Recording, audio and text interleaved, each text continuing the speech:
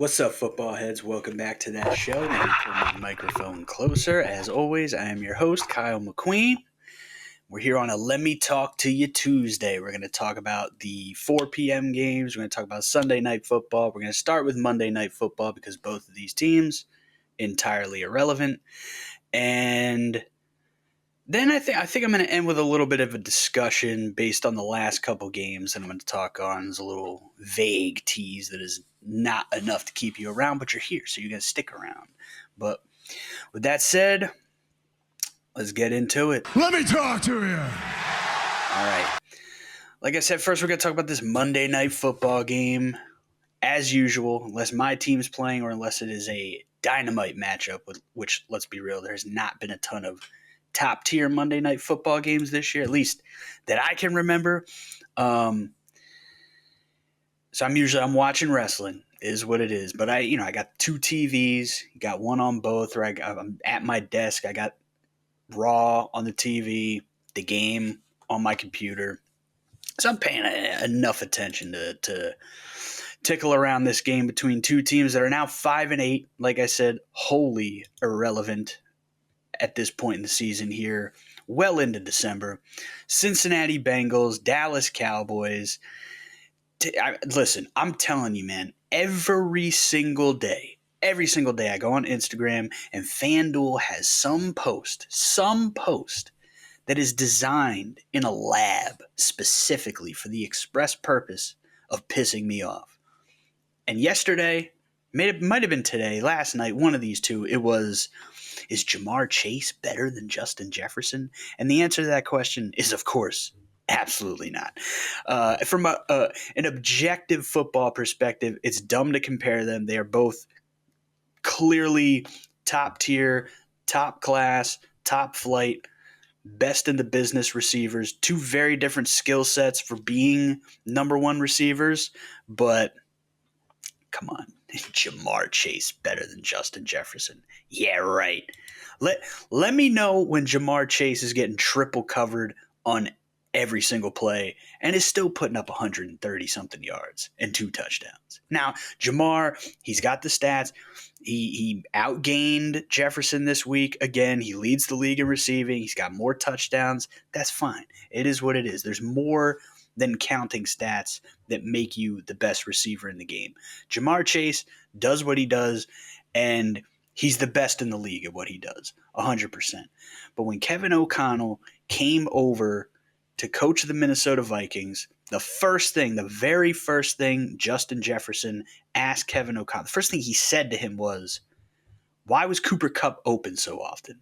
Because Kevin O'Connell, of course, OC for the Rams the year they won the Super Bowl.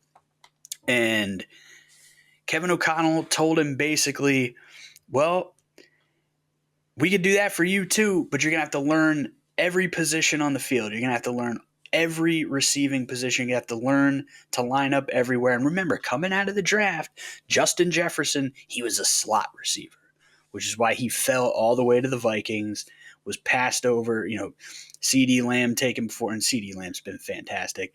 Jerry Jeudy taken before him. Jerry Jeudy, not a great career thus far, though he's had a really nice season. This season seems to have found a home, even in Cleveland, where you dealt with Deshaun Watson being terrible, Jameis Winston being Jameis Winston. We all love Jameis Winston. He's going to throw for a lot of yards. He's going to throw for a lot of touchdowns. He's going to turn the ball over a bunch, and you're not probably going to win a ton of games. But he's starting to come along. Jalen Reagor, absolute bust. Henry Ruggs, I believe, who is in prison. So Jets obviously should have been, in retrospect, top 5 pick for sure. But, it was, he's a slot receiver. He's just a slot receiver. Goes to Minnesota, and they move him around a little bit. But when Kevin O'Connell came in, everything really opened up for him. He had that monster season in 2022, was injured half of last year, missed 8 full games, missed half of 2 other games, and still had over 1,000 yards. This year, got his big new deal, and teams finally realized, the only way that we're going to prevent this guy from going for 150 yards in the first half and just absolutely torching us no matter what we do is we got to triple cover him. I don't see Jamar Chase getting triple coverage. which isn't to say like they shouldn't be triple covering Jamar Chase because you look at his stats and he's a monster. So again, this is no disrespect to Jamar Chase. This is just me as a Vikings fan, me as a Justin Jefferson, I would say apologist, but there's nothing to apologize for. He's a tremendously likable young man, very professional, always even keeled. It was so good to see him. We're up 42-21. He's on the sideline. He's got this big smile on his face. He's waving a towel around. Like, you rarely get to see him like that because all he wants to do is win and win big. And we've won, but just not big with him. So it was nice to see that just exuberance come out. I love Justin Jefferson. I would take so many bullets for Justin Jefferson. You could tell me Justin Jefferson's about to get shot. Not going to kill him. Barely going to do any damage. And it's the offseason. He's not going to miss any time. But if you step in front of him, 50-50 chance you're going to die, but he's not going to get hit. I'm taking that bullet. I don't care. I don't care. I love that man to death. But two of the absolute best in the business. At this point, the two absolute best in the business. But I just think Justin Jefferson, he just does a little bit more. He's drawn a little bit more coverage from the defenses. We can't. We cannot succumb to whoever runs the FanDuel Instagram account putting these seeds of doubt in our mind that Jamar Chase is better than Justin Jefferson. It's ridiculous. It's absurd. I don't want to hear about it. But anyway, Jamar Chase having a monster season, had a monster game. He had 14 catches, 177 yards, 2 touchdowns. Like, come on. Just 18 targets. 18 targets. This is ridiculous. But they weren't stopping him, so keep throwing the ball. I ain't going to sit here and hate on Joe Burrow. Joe Burrow, 33 for 44, 369 yards, 3 touchdowns, 1 interception. Another 350-yard game, 3 touchdowns. He keeps doing what he's doing. And FanDuel, of course, I'm sure today they have a post out. Is Joe Burrow the MVP? I saw it at NFL.com or ESPN.com maybe in the last couple of days. Is Joe Burrow the MVP? Joe Burrow is not the MVP. You are not an MVP on a 5-8 football team. That's just not how it works. It's not how it works. You're not valuable. You could be the best at your position. He might be playing quarterback better than anybody in the league. But where's the value? You're 5-8. You're paying this guy this much money to fill in the gaps, to elevate the team. The reason my Vikings finally moved on from Kirk Cousins because he cost so much money, they didn't have depth at key positions. Every year, linebackers were getting hurt, and we're putting, I don't want to say bums out there, because no disrespect to Troy Dye or Nick Vigil, guys like that. Eric Wilson, who is still with Green Bay, which kills me every time I see it. But I hope he's doing well in Green Bay. I hope Green Bay does not do well, or at least they don't do as well as the Vikings. But we lack key depth, lacking depth at the cornerback position for several years, and then like key starters, you can't go out and pay a bunch of top tier free agents. They let Kirk go, and who do they sign? They sign Jonathan Grenard. They sign Andrew Van Ginkel. They sign Blake Cashman, Shaq Griffin, Stephon Gilmore. I could go on. And these guys are making a massive impact on one of the better defenses, one of the best defenses in the league. And you're capable of doing that and filling out your roster in that way because you're not paying $40, $50, $60 million to the quarterback. But if you are going to pay $40, $50, $60 million to a quarterback, and some quarterbacks obviously are worth paying a lot of money to, it would have been a massive mistake for the Bengals to say, we're not going to pay you, Joe Burrow. You can go be a free agent. Obviously, you got to pay Joe Burrow. But with that comes an inability to allocate resources to other key positions. So what does that mean? It means the guy that you're paying that guy that much money, not just because he's great. You're paying him that much money because you believe that he can elevate the team. You believe that he can fill in those gaps that you would be able to fill in with those resources if you weren't paying them all that money. But the Bengals are 5-8. Is it Joe Burrow's fault that they're 5-8? Absolutely not. It's Joe Burrow's. It's because of Joe Burrow that they're as good as 5-8 because of him and Jamar Chase and T. Higgins. But where's the value? You can't be the most valuable player on a 5-8 football team. The only way you could be the most valuable if he was on pace to throw for 65 touchdowns and 6,000 yards and break the completion percentage record, and he's just doing things numbers wise that are so astronomically, unbelievably ahead of anybody who has ever played the game at any point in the history of the game, then it's a consideration. But even still, like Adrian Peterson, last running back to win the MVP, the last non-quarterback to win the MVP. They made the playoffs. It was a terrible team, absolutely dreadful. The defense sucked. Christian Ponder was the quarterback. They couldn't do anything outside of what? Run the ball. That's all they could do, run the ball. With Adrian Peterson, everyone knew that's all they could do is run the ball. And they stacked the box. And guess what? He still almost broke the single-season rushing record. So that's value. You replace Adrian Peterson on that 2012 Minnesota Vikings team with a league average running back. That team wins maybe 5 games. But instead, they win 10 games, they make the playoffs, and they lose immediately because they sucked everywhere other than running back. And it is what it is, but he carried that team to 10 wins. He carried that team, put the team on his back, dude. Put the team on his back, carried the team to 10 wins. Joe Burrow has more impact on a game than any running back ever because he's a quarterback, and he's a great quarterback. And they're 5-8. He ain't the MVP. I don't want to hear about him. I don't want to have to come on this show every week. Sometimes multiple times a week. Sometimes 3 times a week. I don't want to do it. I don't want to have to do it. And come playoff time, we're not going to have to do it. Because guess what? He ain't playing in the playoffs. Because the Bengals ain't making the playoffs. Because the Bengals are a bad football team. They almost lost to the Dallas Cowboys, who until a couple weeks ago couldn't win at home. Or until last week, until Thanksgiving, couldn't win at home. And who they beat at home? The Giants, who suck as much as anybody in the league sucks. And they almost lost to the Cowboys. They should have lost to the Cowboys because the Cowboys are the anti-Chiefs in the way that the Chiefs have this black magic that they employ to win games in the most ridiculous of fashions. And we will get to how they won in the most ridiculous of fashions this week later on when we talk about Sunday Night Football.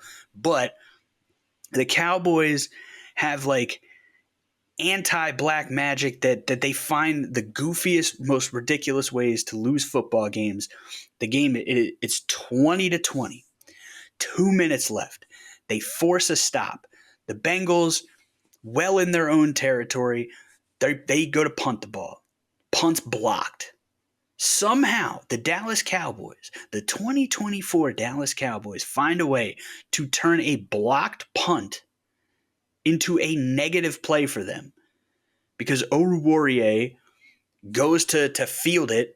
And I don't blame him. The ball's bouncing right toward him. There's a little bit of a lane.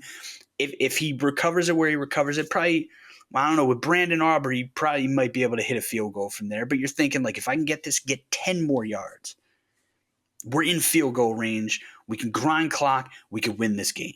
So I don't necessarily blame him for trying to field it, but also once you touch it past the line of scrimmage on a blocked punt or a punt in general, if you don't get your hands on that ball and secure that ball and that ball hits you, touches you in any form or fashion, and the Bengals get it, it's their ball and it's first down, and that's exactly what happened. If he had just let it go by, would have been Cowboys ball, first down, Bengals territory, less than 2 minutes left, tie ball game, can go down, win the game. They've been running it down their throats all game because, once again, to beat a dead horse, the Bengals defense is catastrophically fucking terrible. Just awful. Rico Dowdle, 18 carries, 131 yards, 7.28 average. Kevontae Turpin, 2 for 15. Cooper Rush, 2 for 5. Zeke Elliott, 2 for 4. CeeDee Lamb, 1 for 1. But Dowdle, 18 carries, 131 yards, averaging over 7 yards a carry. You got to tell me inside 2 minutes, you got the ball, edge of field goal range, maybe a little bit out of field goal range, that they ain't just going to turn around and hand that rock off? No chance. No chance. Now, I will say, a few weeks ago, we talked about how the Cowboys, the run-pass balance, it might have been Cooper Rush's first game in for Dak once Dak went down with a hamstring tear, and he threw the ball like 40, 45 times, something like that. They're doing better than that. He 16 for 31, 183 yards, 2 touchdowns, 1 interception, so 31 attempts.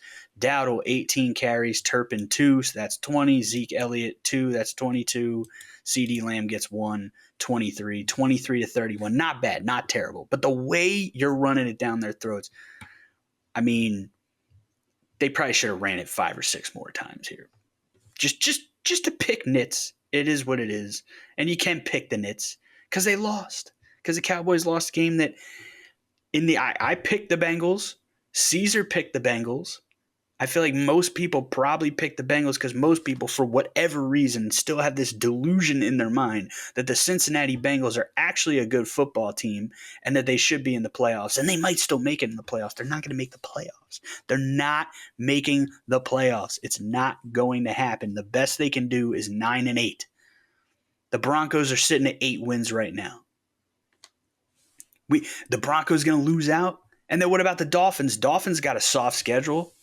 Dolphins are 6-7. You going to tell me the Dolphins are going to fall apart and the Broncos are going to fall apart and the Bengals are going to win out? Not going to happen. Bengals escaped Dallas with a win against a bad Cowboys team. It's not just that they're bad. They're very talented. But it's not just that they're bad. It's that, like I said, they find the goofiest, silliest, stupidest ways to lose these football games. And that's why they lost. They ain't lose because the Bengals beat the shit out of them. Again, Joe Burrow put up monster stats. Jamar Chase put up monster stats. It's every week. It's nothing new. Ain't a surprise when Joe Burrow throws for 350 and 3 touchdowns. Ain't a surprise when Jamar Chase goes for 100, 150, 200, 250 yards and 2 touchdowns. It's not a surprise. It happens every week, and they lose damn near every week because they stink and the defense sucks, and it is what it is. Oh, my gosh. So, at the end of the day, just another heartbreaking loss for the Cowboys. Bengals, another one of their handful of meaningless wins in a season where they better fire Zach Taylor. They better fire that dude because that dude is a bum, bozo, buffoon on another level. We thought Bob Saleh was a bum and a bozo and a buffoon. Zach Taylor, let me tell you, that dude is a bum. If he didn't take that team to that Super Bowl somehow, and I'll tell you how the how was Joe Burrow and Jamar Chase. But if that bum didn't get that team to the Super Bowl, ain't no way he would have lasted this long. You look at his record, you look at what he was doing prior to that Super Bowl season, trash. Had one good season after that. Joe Burrow got hurt last season. Jake Browning played his ass off, but they didn't make the playoffs. Then you got Joe back. You got Jamar. You got T. You got your weapons. You let Joe Mixon walk, go to Houston where he's having an excellent season. And now you're 5-8.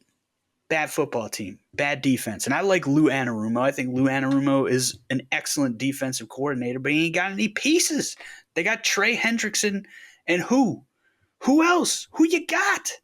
Which Trey Hendrickson is balling out. Just a monster out there, barehanded, just taking mastodon-sized men on the offensive line and driving them straight back into the quarterback, reaching around said mastodon, grabbing the quarterback, and we're all going down. Just an absolute monster. So you got to give him his due. You got to give Burrow his due. You got to give Jamar his due. The coach is a bum. The coach is a bozo. The coach is a buffoon. And they're a bad football team. You are what your record says you are. The Bengals are 5-8. That is not a good record. They're not a terrible football team. They're not a dumpster fire football team. They're not the New York Football Giants of New Jersey. They're not the Oakland Raiders of Las Vegas. But they suck. They're not good. It's not a good football team. It is a bad football team. Joe Burrow, not the MVP. Jamar Chase, not better than Justin Jefferson. If you want to fight me on it, but you'll lose because you're wrong and I'm right. And that's all I got to say about that. All I got to say about that, don't need to get into anything else in this game. I got my little 20-minute rant out there. A lot of Vikings talk, as it's got to be, but the Bengals suck. We're moving on. Seahawks. Arizona Cardinals running it back. Played each other a couple weeks prior. Seahawks get a big win. The Cardinals at that point, 6-4. Top of the division, cruising right along. They had a couple tough games coming up. They get, the two Seahawks games coming up with the Vikings game in between is an opportunity to show, hey, we can compete against some of the better teams in this league. We can compete against teams with winning records. We can compete against teams that might be in the playoffs. They lose the Seahawks game 16-6. They lose the Vikings game after blowing a 13-point lead in the fourth quarter.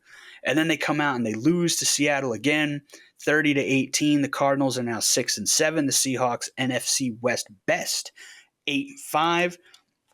The Rams, a game back. We'll get into that. Cardinals and Niners, 2 games back at 6-7. But the Cardinals with those 2 losses to Seattle, you don't have the tiebreaker. You're 2 games back, not having the tiebreaker. You're 3 games back with 4 games to go. The Cardinals may have just shit all over their season, which I'm not happy about because I have futures bets of the Cardinals winning over 8.5 games. I think I might have had one over 9.5 games. May have sprinkled a little, just in case. What if the Cardinals win the NFC West? Liked the odds on that, so they may have shot themselves in the foot. And, well, they definitely have shot themselves in the foot, and by proxy have shot me in the face with those bets. Cardinals and the Titans. The Cardinals are looking real promising, but they drop it 30-18, give up 17 in the first frame to Seattle. You're down 24-10 at halftime. Can't muster anything in the fourth quarter. Defense starting to slip a little bit. Second half of that Vikings game, giving up 30 here to Seattle. Geno, clean game. Did have a fumble, but he didn't lose it. 24 for 30, 233 and a touchdown, no interceptions. But the story here was no Kenneth Walker, Zach Charbonnet, or as Terry Bradshaw would say, Zach Cabaret. 22 carries, 134 yards, 2 touchdowns, over 6 yards a carry. Kenny McIntosh gets in the game, 7 carries, 38 yards, 5.43 a clip. Jackson Smith and Jigba 1 for 4. Receiving wise, good, spread the ball around. Smith and Jigba, 5 catches, 82 yards, and a touchdown. Caught all 5 of his targets. Zach Charbonnet caught all 7 of his targets for 59 yards. Metcalf, 4 for 49. Noah Fant, 3 for 18. A.J. Barner, Kenny McIntosh, Pharaoh Brown, and George Holani all get a catch. Again, no turnovers for Seattle. Picked off Kyler Murray a couple times. Kyler, 25 for 38, 259, 2 touchdowns, 2 interceptions. James Conner, another good day for James Conner, 18 carries, 90 yards. Kyler Murray, 25 for 38.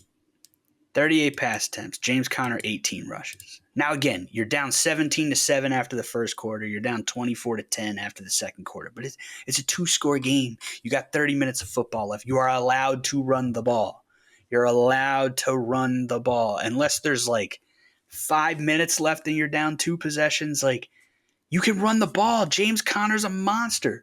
James Conner had a very nice day against that Vikings defense, that number 1 in the league against the run headed into that game, number 1 in the league against the run coming out of that game. But here we go, 18 carries, 90 yards, 5 yards a clip. We can't get him 23 carries and get Kyler down to 33 attempts. Can't do that. Trey Benson, 2 carries for 15 yards, 7.5 each. Kyler Murray, 3 for 16. Come on, man. Trey McBride continues to just be a monster. I assume he's not available in any fantasy leagues, but if he's available in your fantasy league and you have not picked up Trey McBride, I don't know what you're doing. I don't know what you're doing because there are not too many tight ends in the league. There might not be any tight ends in the league other than Brock Bowers, maybe, that are consistently putting up the numbers Trey McBride's putting up, 7 for 70 And this is one of his more pedestrian games over the last month and a half. 7 catches for 70 yards on 14 targets. You don't think if you got Trey McBride, he better be in your starting lineup. And if he's not in anyone's lineup, you better run to the waivers and pick that man up. 14 targets. Almost twice as many targets as the next highest targeted receiver, Marvin Harrison Jr., had 4 catches, 49 yards on 8 targets. Michael Wilson, 2 for 57 and a touchdown. James Conner, 4 for 32 and a touchdown. See what happens when you give the ball to James Conner? 18 carries for 90 yards, 4 catches for 32 yards and a touchdown. Come on, let's get him involved. Amari DeMercado, 4 catches, 15. Tip Ryman, 1 for 14. Zay Jones, 1 for 13. Dortch, 1 for 5. Trey Benson, 1 for 4. So spread the ball around, but it's not a clean game for Kyler. James Conner did have a fumble, but he didn't lose it. And let's take a look at sacks, because Kyler Murray went like a month and a half without getting sacked. And like the Vikings, very good team when it comes to pressuring the quarterback, hurrying the quarterback, and sacking the quarterback. And until the very end of the game, when they were doing a 5-step drop or a 7-step drop, and Jonathan Grenard just his get off is insane. You've heard me say it a million times, but his get off is insane. But he gets around the edge, swipes the ball out of Kyler's hand. But they did not corral Kyler and bring him to the ground one time in that game, for as good of a sack team as the Vikings are. But here, the Seahawks, they get 2 sacks. Jonathan Hankins gets 1, and Rayshawn Jenkins gets 1. A lot of tackles for losses. Devon Witherspoon had a tackle for loss. Rayshawn Jenkins had a tackle for loss. Leonard Williams, 2 tackles for losses. Leonard Williams playing some really good football recently. Jonathan Hankins obviously had the tackle for loss with the sack. Yeah, I mean, the Seahawks, I'm very intrigued by the Seahawks. If my Vikings play the Seahawks in a couple weeks, I'm very curious to get a full game look at the Seahawks. I feel like I catch a lot of bits and pieces of their games, and it seems like a mixed bag, but they keep winning games. They're 8-5. I mean, you can't argue with 8-5. Obviously, they started 3-0, so they're 5-5 in their last 10. But they had that long losing streak. They have certainly been catching fire here of late, and they're a team. I feel like they're very much flying under the radar. I still feel like when I tune in, Geno Smith is prone to throwing some interceptions in the red zone. But there's nothing really popping out. Obviously, Charbonnet, 22 carries for 134 yards, had a monster day. We know Kenneth Walker can do some good things. He's not in there this week, but I feel like the defense has been playing sneaky great football. Granted, I don't know how they've done. When's the last time the Seahawks played a legit top tier team? Let's see. Let's look at the schedule. They lost 42-29 to the Lions back in September. They lost 31-10 to the Bills at the end of October. And since then, it's just a lot of mid on the schedule. They beat the Broncos in week 1, 26-20. Beat the Patriots. They beat the Dolphins at home. They beat the Giants. Or no, they lost to the Giants, lost to the 49ers on Thursday Night Football, lost to the Falcons when the Falcons were still playing good football and the Seahawks were in their losing streak. What did they lose here? 5 in a row. Lost to the Bills, lost to the Rams. But then they beat the 49ers, they beat the Cardinals, they beat the Jets, they beat the Cardinals. So you beat the Cardinals twice. You beat the 49ers when they were at the height of being riddled with injuries.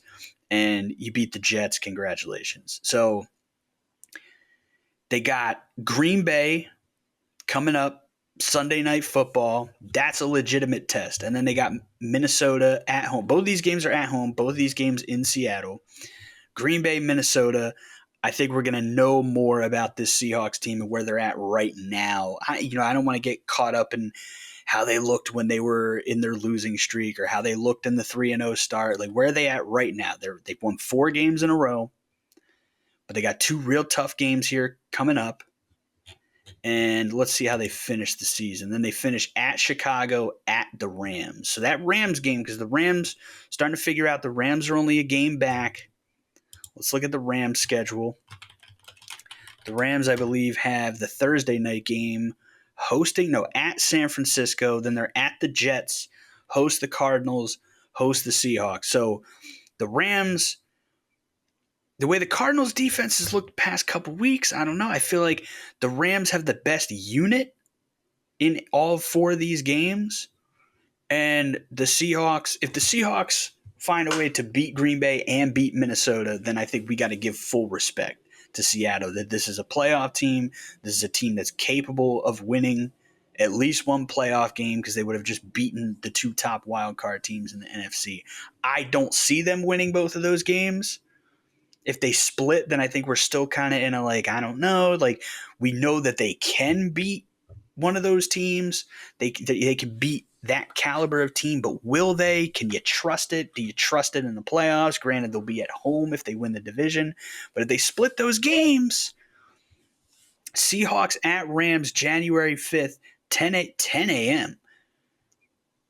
Ain't no way. Ain't no way the Seahawks at the Rams is a 10 a.m. kickoff. There's absolutely no way that that's going to stay that way. I don't think that never happens.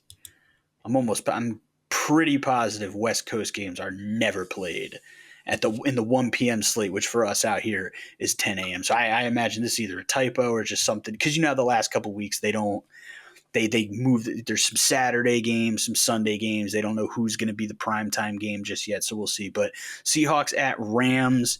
Right now the Rams are 7-6, Seahawks 8-5. The Rams, I believe, beat Seattle earlier in the year. They did 26-20. I just talked about that. So that's going to be a critical game. Seahawks probably going to need to win that game. Rams probably going to need to win that game. So that looks like it's going to be winner in the division, loser out of the playoffs. If I had to, rub my crystal ball and look at the schedule here, because I don't see the Seahawks doing better than splitting their next two games. Then you got the Bears. The Bears are, I don't know. I keep picking the Bears. I keep thinking, like, okay, they've lost enough tough games. Like, they got to get a win here. We talked about the situation with Thomas Brown and how it was a mistake, the way that the Jets giving Coach Brick the keys while also saying, hey, now you got to call plays as well is a mistake. You're adding two levels of things to a guy's plate. And you're better off making the special teams coordinator the head coach. It doesn't matter who it is. Usually, a special teams coordinator is usually an old Italian guy who's very eccentric, and everybody on the team loves him, and he gets them fired up. Like, that's usually your best bet. So I don't know what to expect from the Bears. Bears play the Vikings Monday night. I don't want to say too much, because even when the Bears are awful, they scare the hell out of me. It's a divisional game. You got to throw the records out the window. But they got a ton of talent. But the Seahawks should be able to handle business even in Chicago the day after Christmas in a primetime game. And so I think that's going to put you at 10 wins at best at that point. So Seahawks Rams January 5th, currently scheduled to be a 10 a.m. kickoff, 1 p.m. for you East Coast folks. I don't see that staying there. I feel like that's a mistake, but that looks like that's going to be for the division. Because I think Sean McVay has had Kyle Shanahan's number for whatever reason. So I think, and they're still riddled with injuries, even getting the big blowout win over Chicago that we're going to get to after this. But should win that game, should beat the Jets, because the Jets are another team that just finds ways to – the last 2 weeks, like they had games in hand and they just find a way to lose it. Cardinals by this point kind of have played themselves out of it, so I do think the Rams can get on a little bit of a run here. I think both those teams have a very good shot, at least a solid chance. Both those teams can be at least 9 wins headed into that final game of the season. Rams have a very good chance to be 10 wins headed into it. Seahawks, we'll see how they do the next 2 weeks against Green Bay and Minnesota. But if Seattle can't get it done against those two teams, I think the Rams are going to walk out of here and win that division. I think the Cardinals have played themselves out of it, and the Niners they're too beat up, but they got a chance here. The Niners do have a chance here because they got some divisional games here. They can make things happen. They got the Rams, and then they finish with the Cardinals.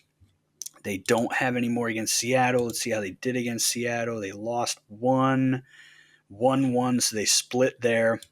So we'll see. We'll see how it all plays out. But the Chicago Bears, as I mentioned, I keep picking them and they keep losing. They had 4 total yards of offense. The meme floating around Sunday afternoon was if you got up off your couch to change the channel because you were tired of watching this dog shit ass game, you gained more yards of total offense in the first half than the Bears did. They lose 38-13, fall to 4-9, 7 straight losses.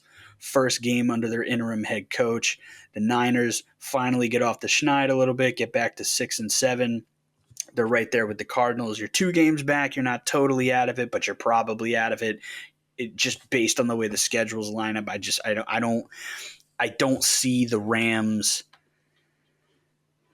I don't know. It's possible. Let's look at San Francisco's schedule again, even though I literally just said I can't remember. So they host the Rams Thursday night. You got to win that game.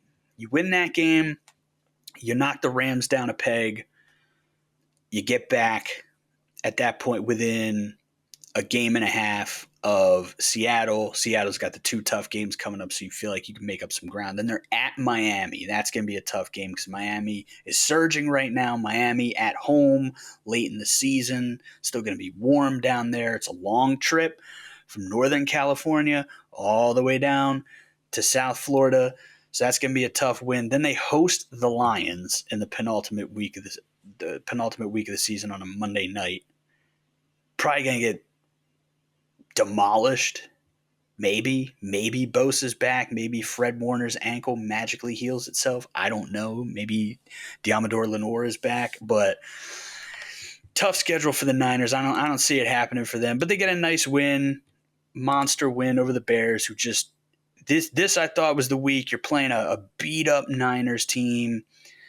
You finally got the bozo buffoon Matt Eberflus out of the building, even though I think it was a mistake to have a guy who just started calling plays 3 weeks ago now take over as head coach as well. I felt like, I don't know, Caleb's been playing some solid ball, 17 for 23, 134 yards, 2 touchdowns, 0 interceptions. Not a ton of yards, but efficient. Throws a couple touchdowns. Once again, he's protecting the football. He did lose a fumble. As soon as I say that, I scroll down and I see 1 fumble, 1 lost. But overall, Caleb Williams has for as much as he's been sacked, he's done an excellent job taking care of the football. As much pressure has been on him. And again here, Etor Gross Matos, 3 sacks on Caleb Williams. Leonard Floyd, 2 sacks on Caleb Williams. Malik Collins, 1 sack on Caleb Williams. So it appears, unless Caleb is playing Minnesota, he's going to get sacked 5, 6, 7, 8, 9, 10 times because they just can't protect him. Is that going to affect him down the road? Is it going to affect, is he going to start seeing ghosts out there? Some quarterbacks I have a beat on where I feel like mentally like they can just brush that shit off like water off a duck's back. I don't have a good enough sense to say for sure that Caleb is one of those guys, but I like what I see from him.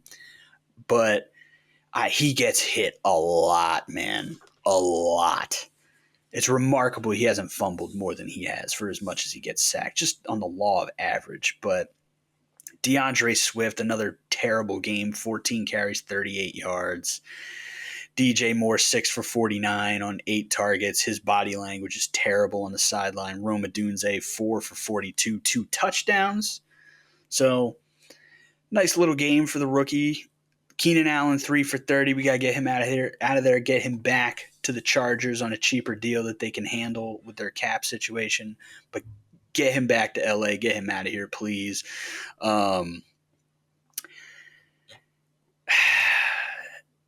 They picked off Brandon Allen. Brandon Allen threw 1 pass and it was intercepted. But Brock Purdy, 20 for 25, 325, 2 touchdowns, 0 interceptions. Isaac Guerrero, 15 carries for 78 yards. He went down with an injury. I don't know how serious it was. I believe it was a knee injury, but I don't believe it was like his knee went the wrong way and he tore his ACL and he's going to be out for 12 months or anything like that. I think it's a shorter term deal, but they got no luck with injuries. Obviously, McCaffrey's out, Mason's out. Now Garendo gets hurt. Garendo is a guy I really liked coming in the draft. Didn't get a ton of run in college. He was sort of backing up a lot of guys, but when he got the touches, he was explosive and has sort of the skill set to succeed. I mean, again, 15 carries, 78 yards, averaging over 5 yards carry, 2 touchdowns. Then someone named Patrick Taylor gets in, 7 carries, 25 yards, and a touchdown. So, I don't know. They just sort of pull these guys out of the woodwork. Kyle Shanahan, excellent with the run game. Mike McDaniel was the run game coordinator there for a while, but it all trickles down from Shanahan. He's got some pretty revolutionary ways about his run game and the way they just little wrinkles that they do, little tweaks to time-tested classic run game things. Like, what if instead of doing it this way that they've done it for 100 years, what if we just tweaked it a little bit? And see, like they love running play action where, you'll see like a play action to a running back and he'll slip out into the flat. Maybe he chips the edge on his way out into the flat, but they'll do that. But instead of going out in the flat, he'll run through the B gap and kind of gets a little more lost in the shuffle in there. And it gives you a better angle to get further out. Like Aaron Jones, we stole this from them a couple weeks ago where he got the game-winning touchdown against the Cardinals, slipping out on a play action through the B gap. So I don't know. Their run scheme is so fantastic. Like you could put anybody back there and find a way to get something done because they do got some big boys on that offensive line. But I don't know. The Bears are who we thought they were. They are who we thought they were. Yeah. Niners, probably too little too late, but it is what it is. What are you going to do? We move on. Talking about the Rams a lot. Rams get a huge win. I picked the Rams. Caesar said I was crazy, but I picked the Rams against the Buffalo Bills. And it's pretty much what I expected. Kyron Williams is going to run all over the Bills because even with Matt Milano back, they cannot stop the run. Just ton of points in this one, 44-42. Bills fall to 10-3. Rams up to 7-6, above 500. Within a game of the division, as I've said about 15 times already on this show. Josh Allen, a week after doing some shit nobody's ever done before at the position, comes back, does some shit nobody's ever done before at the position, 3 passing touchdowns, 3 rushing touchdowns, 22 for 37, 342 yards, 3 touchdowns, no interceptions, 10 carries, 82 yards, 3 touchdowns, over 400 yards of offense. 6 total touchdowns, but James Cook, 6 carries for 20 yards. Curtis Samuel, 1 for 1. So even, I don't know how many of these were called runs for Josh Allen versus how many were scrambles, but if we just assume all 10 were called runs, 17 called runs to 37 pass attempts. And again, you can't argue with the fact they put up 42 points. Josh Allen has a monster game, fairly efficient, 342 yards and 3 touchdowns. So you can't really argue with that. But again, like, just you could have got Cook going. The Rams do not have a great run defense. You can run on this team. I had a bet in for James Cook over 57.5 yards on the ground, I believe. And they only give him 6 carries, and he's had a great season. 6 for 20. It's only 3.3 yards a carry, but it's a small sample size. The more you run, the more you wear them down, the more you pop bigger runs later in the game, the more your average goes up. But Khalil Shakir, 5 catches, 106 yards and a touchdown. Amari Cooper, 6 for 95. Mac Hollins, 4 for 57 and a touchdown on 6 targets. Ty Johnson gets 2 catches for 55 yards and a touchdown. Curtis Samuel, 2 for 15. James Cook, 2 for 9. Dawson Knox, 1 for 5. The Rams, Matt Stafford, a very efficient day, 23 for 30, 320, 2 touchdowns, no interceptions. Kyron Williams did not have a monster game average-wise, So that, I think, is encouraging for the Bills, but they were committed. They just said, we're just going to run it and keep running. Again, Matt Stafford, 30 pass attempts. Kyren Williams, 29 carries, 87 yards, only averaged 3 yards a clip, but he found the end zone twice. Blake Corum, 8 carries for 34 yards, 4.25 yards a carry. Puka Nacua had 5 carries for 16 yards. So they came out and said, Bills' run defense stinks. We're just going to run it at them. Even if the Bills are doing a better job in this game than they have been all season in stopping the run, we're just going to keep running at them. This is what? This is 42 carries to 30 pass attempts.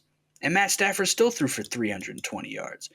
Puka Nacua, 12 catches, 162 and a touchdown on 14 targets. Cooper Kupp, 5 for 92 and a touchdown. Tutu Atwell, 3 for 45. He had a huge third down conversion late in the game. Colby Parkinson, 1 for 11. Kyren Williams, 2 for 10. Demarcus Robinson and Hunter Long each got a target but did not get a catch. And yeah, it was just track meet. Shootout. Rams had a 17-point lead at 2 different times in this game. Bills defense finally started getting a couple stops.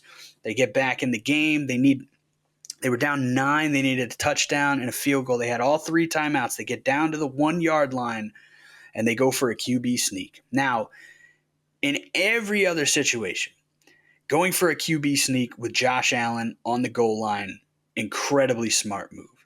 At this point, with about a minute left, was it a minute left at this point? I think so. A little over a minute. Terrible decision. It's 1st and goal from the 1. You got all 3 timeouts. You need those 3 timeouts so you don't have to get the onside kick because you're going to need to get a stop, and you want all 3 of those timeouts. 1st down, 2nd down, 3rd down. So you stop them, you get the ball back with very little time coming off the clock. So you want to punch this in as quick as possible. But if you run the ball and you don't get it, the clock's going to run, and that's exactly what happened. And then they made mistake number 2 that was actually an even bigger mistake, which is they burned a timeout after the failed QB sneak. Now, with a sneak, this is the other part of the problem. With a sneak, especially on the goal line, you're going to get a massive pile, and it's going to take time to get the bodies off. And the clock's going to be running if you don't call that timeout, so that's why they call it the timeout. But I'm sorry, I don't care. If you got a mass of bodies all piled up on the goal line, it is not going to take 40 seconds to get everyone off the pile, get the ball reset, get everyone lined up, and snap it again. The timeout cost you 40 seconds because they end up, they get the touchdown, they go for the onside kick, they don't get it, Rams get it, they stop them 1, 2, 3, but because they didn't have the 3 timeouts, on the 3rd stop, 40 seconds ran off the clock, there was 7 seconds left in the game, Rams punted it, by the time the ball touched down in the end zone, 0s on the clock, game over. That timeout on that QB sneak cost you 40 seconds. Now, if you say, listen, we're going to trust Josh Allen. He's got 3 touchdowns on the ground. Or I guess at that point he had 2 touchdowns on the ground already because I believe they ran it back and did it again, and then they got it the second time, which if they didn't get it that time, were they going to burn another timeout? But Tom Brady said it on the broadcast. I would throw it 3 times here. I don't even necessarily disagree. I would throw it at least twice because, like, if you get to 4th down, then you can make the decision. All right, do we just kick the field goal because we need to score twice anyway? Do we just kick the field goal here and take that? I wouldn't. I on 4th down, that's when I would sneak it. And you just got to make, don't get any stupid penalties. Don't get sacked. Josh Allen, incredibly difficult to sack. I trust him to not take a dumb sack in that situation. So if you just throw 3 quick passes, ideally you get the touchdown. You're not spending that much time. If you don't and it's 4th down, then you go for the sneak. You should get it. Josh Allen, one of the best in the business, the QB sneak, just an absolute hoss, absolute monster, a mastodon coming right through the middle. Didn't get it on the first one, ended up getting it on the second one. But if you do it on 4th down, if you don't get it, the game's over anyway. You're not risking running the clock down if you do get it. I would have thrown it at least twice. And then if you don't get it on either one of those, you haven't burned hardly any time, and then you say, all right, do we want to risk the run here on 3rd down? And definitely if you're still on or inside the 1 on 4th down, go with the sneak because that's your highest percentage chance to convert it without the risk of running the clock down. But they do it on first down. If you don't call the timeout, again, if you do not call the timeout, it's not going to take 40 seconds to get all the bodies off, get them lined up, get the ball reset, and snap it again. It's not going to take 40 seconds. It can't. That's the play clock. You could get it'll take 15 seconds, maybe 20 seconds. Worst case scenario, maybe 25 seconds. And then you get the playoff, you get the touchdown. And now, if in the worst case scenario, it takes 25 seconds. That's an extra 15 seconds that you got. By the time the Rams punt it, that's an extra 15 seconds. Now that you got 15 seconds, the Bills know what a great quarterback can do to get down the field, to get in the field goal range in 15 seconds or less. And MVP Josh Allen is certainly capable of that. They had 15 seconds. They had a real chance to go down and kick a field goal and win that game by 1 point. But they called the timeout. So this is we've talked to the Buffalorian multiple times in the past, and I had never been on the anti-Sean McDermott train. And he sort of brought it to my attention that that's a big thing with Bills fans, is that they're kind of sick of the man. And they feel like he ain't getting it done. And this is a case where Sean McDermott, excellent head coach. He's led them deep into the playoffs multiple times. They continue to win their division. They put up monster stats. They put up a ton of wins. They got an MVP candidate every single year. So you can't sit here and say Sean McDermott is a bad coach. Sean McDermott's a good coach. Sean McDermott is a really good coach. He's a damn good coach. Might even be a great coach, but is he a championship coach? If you're going to call a timeout in that situation, I don't know that you're a championship coach, dog. I don't know that you're a championship coach. This is not a gray area. There are a handful of situations in a football game where it is a gray area of should you or should you not call a timeout, and this is not one of them. This is a cut and dry situation. There is no reason, no good reason to call that timeout after the failed QB sneak. It is not going to take a full 40 seconds. If you call that timeout, you are losing 40 seconds when you get back on defense and you got to stop the Rams 3 times and force a punt. You can only call 2 timeouts. You can only stop the clock twice, but you got to stop them 3 times. That means the third time you stop them, 40 seconds is going to run off the clock. You call the timeout there, I cannot stress this enough. That timeout in that situation, you are exchanging that timeout to stop the clock there to cost yourself 40 seconds in the future. That is the exchange. We are paying 40 seconds in the future on defense when we need to get stops. We are costing ourselves 40 seconds to call this timeout right here, just to run it back and run the same play. It's not like there's guys 50 yards downfield. You're at the goal line.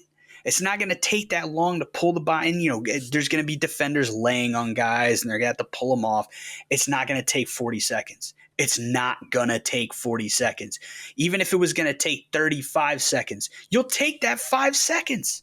The ball on the punt hit the end zone at the exact moment zeros were on the clock. If it hit there and it took you 35 seconds to pull the bodies off, line everybody back up, at the very least, then you still have 5 seconds to do something at the end of the game. You have some glimmer of hope, some miraculous thing could happen in 5 seconds, but you have an opportunity. Instead, you call that timeout, cost you 40 seconds. Normally, you call a timeout because it's going to save you time. In this case, it cost you time. It was a terrible timeout. There's no reason. There should be a handbook that every coach has to know in every single situation, whether or not you're going to call the timeout. And then there's the small handful of gray area situations where you got to go with your gut and you got to project out a little bit and how things could go and try and see that 4D chess to decide we're going to burn it here or we're not going to. It's like when guys burn timeouts in the second quarter or early in the third quarter when you're on your own 35-yard line and it's 3rd and 8 and you're going to get a delay of game. Just take the delay of game. You're early in the third quarter. You're going to need those timeouts later. Like, if you got to punt on this drive and go play defense, like, yeah, it sucks. But, like, 3rd and 8 versus 3rd and 13 early in the third quarter versus having your full complement of timeouts late in the game when you're going to need them. It's the same logic to me here, except this is even more egregious because you're not projecting drive after drive after drive after drive, projecting like, whoa, we might need all 3 timeouts late in the game. Like, you need all 3 timeouts on the next drive because you need to stop them 3 times in a row, keep the clock stopped to get the ball back to have time to go down to kick a field goal. So I do think it was a mistake to QB sneak on first down, even though that's probably your highest percentage chance with a quarterback like Josh Allen to just get the touchdown and move on. But the biggest mistake by far was calling that timeout. Just a terrible clock management, terrible game management decision. And I don't understand how we got professional head coaches that in these key situations, like, these are game altering situations. The way the Bills were moving the ball, they put up 21 points in the fourth quarter. They outscored them 21-6 in the fourth quarter. They had all the momentum. They were scoring all the points. They overcame a 17-point deficit again in the fourth quarter. You're moving the rock. You cannot put yourself in an impossible situation, which they were in because by the time they forced the punt, the game's over. You put yourself in an impossible position when if you gave them any semblance of time, let's say it took 20 seconds, you would have had 20 seconds left with the ball in your own territory to get into field goal range. Josh Allen is capable of that. They're capable of that. Khalil Shakir had a monster game. What did he have? 5 catches, 106 yards. He was doing all sorts of shit after the catch. I talked about this last week, headed into last week's game. They were 3rd in the league in yards after the catch. Amari Cooper, 6 for 95. Mac Hollins, 4 for 57. Ty Johnson, 2 for 55. Like, the guys are getting it done. Josh Allen, 2 weeks in a row doing something no quarterback has ever done before. He threw for 342 yards. He put up 42 points. You put up 21 points in the fourth quarter. Give him an opportunity. Do not call a stupid timeout. It's objectively a stupid timeout. It was a stupid decision.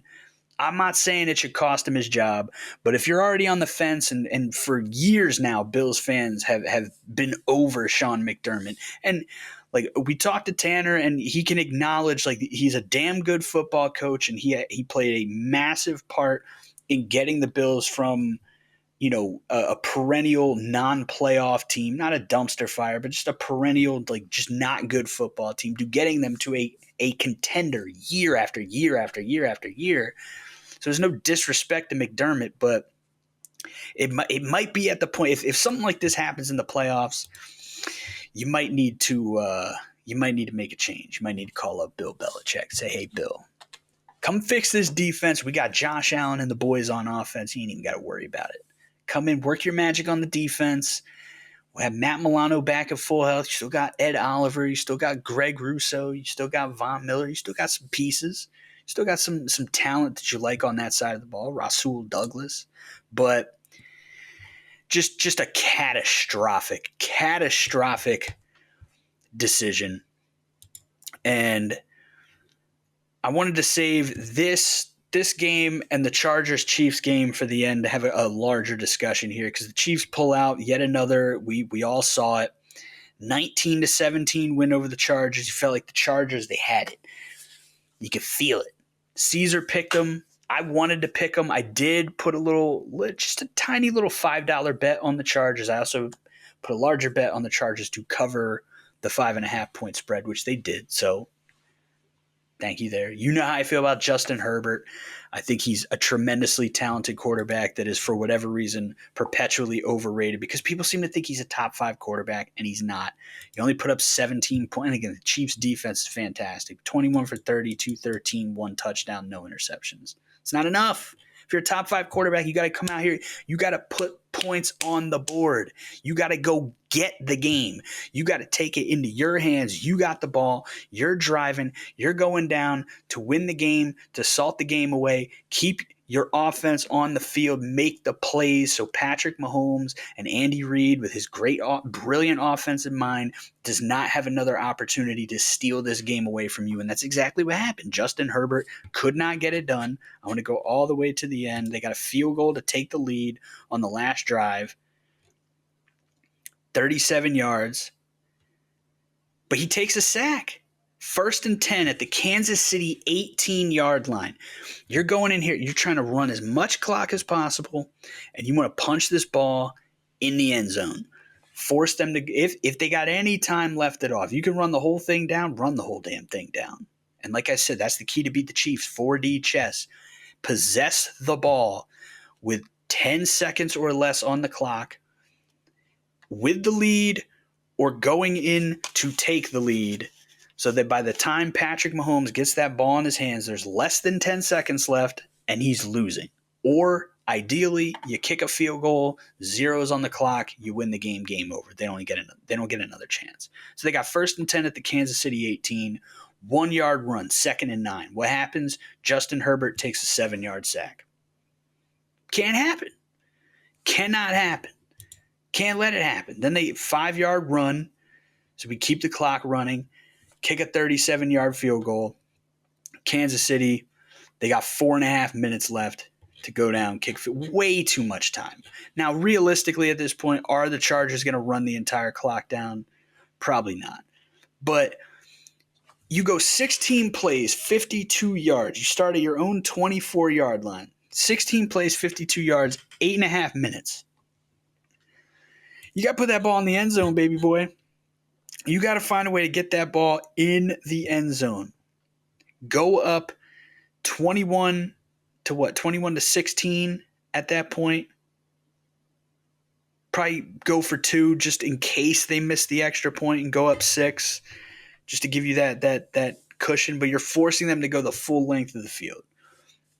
And you've done an excellent job. At that point, the Chiefs had only scored 1 touchdown in the game. Your defense has done a tremendous job keeping them out of the end zone. That's where you're having the most success, is defensively keeping them out of the end zone. You got to get that touchdown. You can't take a 7-yard sack on 2nd down from Kansas City's 17-yard line. You can't do it. But they do it.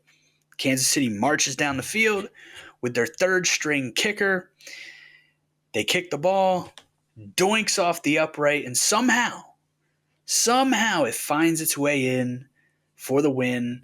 More Chiefs devil magic, and we all hate it. We're all sick of it. Jeremiah Searles on the O-line committee. This is a former player. This is a man who played in the league for years as a starter. Came in as an undrafted, as a backup guy, worked his way, became a starter, played for 4 teams, played for my Vikings, played for the Chargers, played for the Panthers, played for the Bills. A veteran in the league. He should be elevated from all this. But even he is like, man, the Chiefs ain't that good. I'm sick of it. They're not that good. I don't want to hear it. Like, even former players are reacting to this shit now the way that us dumb fans sitting on the couch are reacting to it. Or it's maddening. It's disgusting to watch. Week after week, they just find the stupidest, most ridiculous, absurd ways to pull out these wins. And they pull it out again. And listen, at the end of the day, the Chiefs now 12-1, Bills 10-3. Bills got Detroit coming up.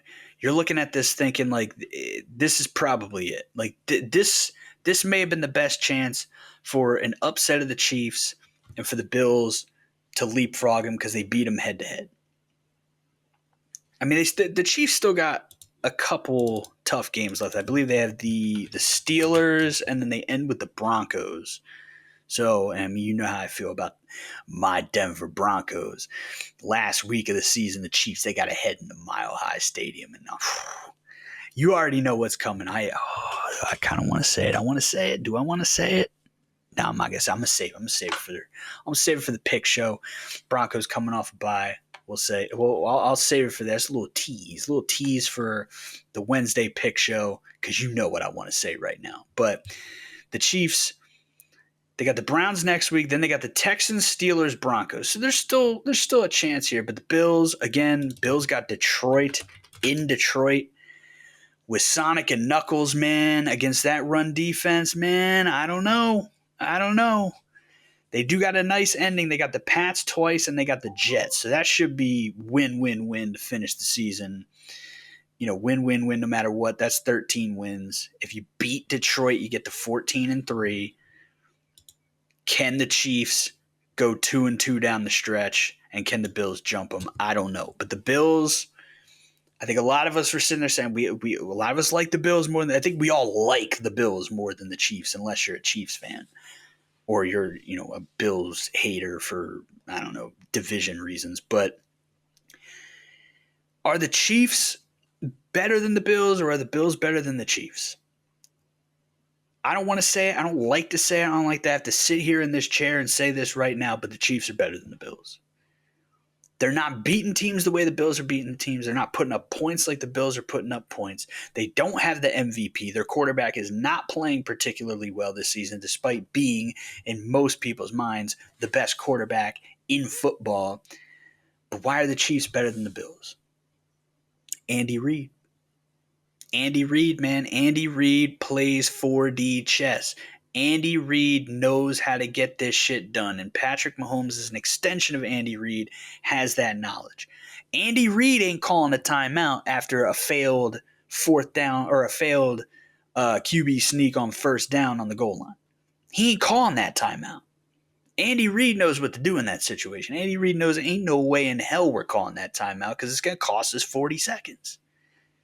Andy Reid's been around the block.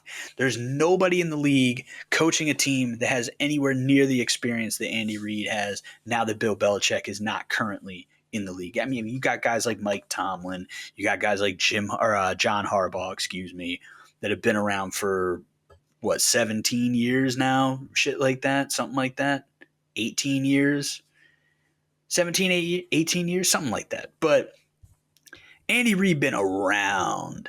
Andy Reid's been around the block. He's seen every scenario that could play out, and he knows what to do. He is not going to make a panic decision. He's not going to make a wrong decision when there is an objectively correct decision to be made. He may make a decision and something happens and we second guess it after the fact, say, maybe he should have done the other thing. But those are subjective situations where, like, I said this about Dan Campbell last week on Dan Campbell's Gamble on fourth down to just, if we get it, game's over. That, to me, I think, with his roster, was the objective correct decision. But there are times where Dan Campbell goes for it on fourth down where it's a gamble. It's not objectively correct. It's a subjective choice. And if he's right, we could say, what a great gutsy call. He's a feel guy. He's a vibes guy. He coaches on vibes, and he felt the vibe, and they got it. And then there's times when they don't get it. Like he went for a fake punt on the first drive of the game in that Vikings game, and the Vikings end up going up 10-0. Now the Lions come back, take the lead. Then the Vikings come back, they take the lead. Then the Lions go down, kick field goal, win the game at the end. So ultimately it doesn't matter. But if the Vikings had won that game, if they had stopped them on that last drive and they won by a point, we could go back and say, why are you going for a fake punt on the first drive of the game deep in your own territory? But these are subjective choices. The decision made by Sean McDermott to call that timeout was objectively the wrong choice. Andy Reid is never going to make an objectively wrong choice. He's been around too long. He has too much knowledge. He has too much experience. He's seen it all. If there is an objective right and wrong choice to be made, Andy Reid is going to make the objective correct decision. And that's really the only reason the Chiefs are better than the Bills. It's a game of inches. It's a game of millimeters. You see it every week. What was the stat from before last week? 79% of games played this season have been decided by one score or less. One score. Anything can look at last night's game, the Monday night game. It's a tie game. Cowboys block a punt. If that ball is an inch further to the right, Oruwariye is going to get it. And if he doesn't get it, it's going to bounce forward, and he's still going to have a better chance to fall on it as opposed to it being just over here. So it goes through, it shoots out, and they recover it behind him. It's a game of inches, a game of millimeters, and overwhelmingly, games come down to these tiny, minute little decisions that are made. And if you're in a situation where, because there is a lot of subjectivity when it comes to football. There's a lot of subjective decisions made when it comes to which play you're calling, when you're calling it, who you're going to, how you're getting guys involved, how are you playing your coverages? Are you double teaming their star receiver? Are you playing everyone straight up? How are you going about your business in any particular micro area of the game? There's a lot of subjectivity. So when there is objective, correct, and wrong decisions in a situation, you have to make the correct decision. You cannot be in a situation where history tells you 100% this is what you do in this situation. You do not call this timeout. You have to not call the timeout. If you call the timeout, you're fucking your team over. It's a game of inches. It's a game of millimeters. It's a game of seconds, milliseconds. You cannot afford, if you make a bad call subjectively, you can live with that because you can say, listen, if it went the other way, it could have gone the other way. Say it's going for it on 4th and 1, and the analytics tell you it's a 50-50 chance, and it doesn't work out. You can say, well, the other 50% of the time it is going to work out. You can live with that. But if you're losing games, making objectively bad choices, can't have it. You cannot have it. And that alone really is why the Chiefs are better than the Bills. I think the Chiefs collectively, they got a better defense for sure. But the Bills' offense, the way Josh Allen's playing right now, you want to sit here and say the Bills are a better team. When you watch them play over the course of the season, the way the Chiefs are winning these games, you got to say Bills are a better team. But why are the Chiefs winning these games the way they're winning them? Because of Andy Reid. Because he does not make objectively bad decisions. And that's just the way it is. I hate to say it. I hate to see it because I don't like the Chiefs either. And I'm a guy, I rooted for the Patriots in the Bill Belichick, Tom Brady era. I rooted for the Carolina Panthers in that Super Bowl in 2000, I guess early 2004. Pats won. And I said, you know what? Pats just, every time you root against them, they win. I don't want to be tortured. I'm just going to like them. I'm just going to embrace it. And I've tried to do that with the Chiefs. And it's harder to do it with the Chiefs because they win games this way with a doink off the upright or with a blocked field goal against my Denver Broncos. And it drives me insane. It drives us all insane. We all hate to see it. But you can't disrespect Andy Reid, man. He's the best in the business. He's the best in the business, and his players play as an extension of him. When there is objective decisions to be made, they're going to make the right decisions. And that's why, for as wonky as their wins have been, they still sit here 12-1, and you got to give them their due respect. You got to give them their due respect. You can doubt the Chiefs, but you're going to doubt them at your own peril, and that is what it is.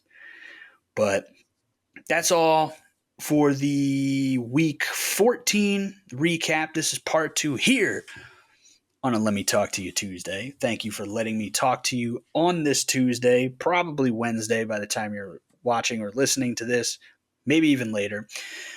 Caesar and I assume we'll be back with a pick show. We're going to record tomorrow. We'll probably go up late Wednesday night here on the West Coast, so most likely Thursday for you people listening and watching at home.